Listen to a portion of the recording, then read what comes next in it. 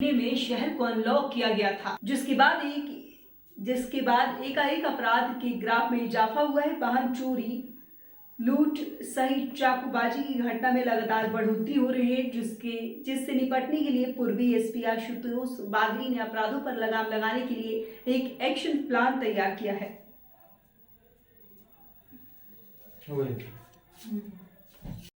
Sir, एक गुंडों के लिए एक्शन प्लान तैयार किया गया है, किस तरीके का प्लान है?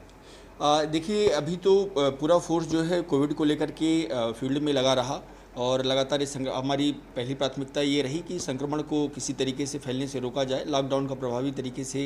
पालन करवाया जाए। लेकिन इसके बाद जैसे ही एक संभावना जताई जा रही है कि 1 जून के बाद से प्रक्रिया जो है अनलॉक की शुरू हो जाएगी और कुछ चीज़ों में ढील दी जाएगी। इसके साथ ही एक ट्रेंड देखने में आया था पिछले बार कि इसके साथ ही अपराध जो है बढ़ते हैं, खास करके नकबजनी के, चोरी के और दूसरे तरह के अपराध देखने को मिलते हैं। तो हम लोगों ने इसमें एक प्लान बनाया है कि जितने भी पुराने नकबजन हैं,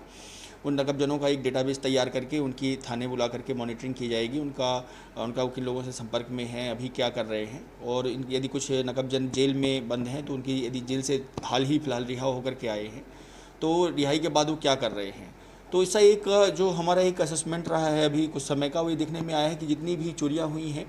उनमें ज़्यादातर करीब 50 से 60% जो है पुराने रिपीटेड ऑफेंडर ही रहते हैं, जो पहले कभी उनकी चोरी कर चुके हैं। तो उससे काफ़ी हद तक जो है इस तरह के नकबजनी और चोरी के अपराधों में कमी आती है।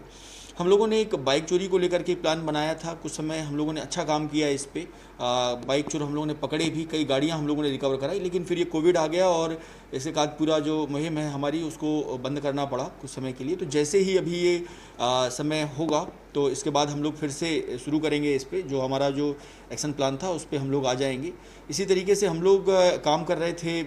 इस पे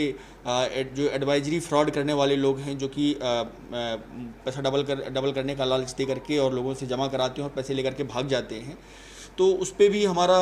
एक हम लोगों ने टीम तैयार कर दी थी और वो टीम ने लगातार काम किया है इस बीच में। वो लॉकडाउन में उसने काम किया, लेकिन इसके साथ साथ में जो उन्हें पार्ट टाइम मिल पाया उन्होंने अपना होमवर्क उसको अच्छे तरीके से कंप्लीट किया है। और जैसे ही अभी ये अनलॉक की प्रक्रिया शुरू होगी तो हम लोग फिर उस दिशा में भी आगे बढ़ेंगे।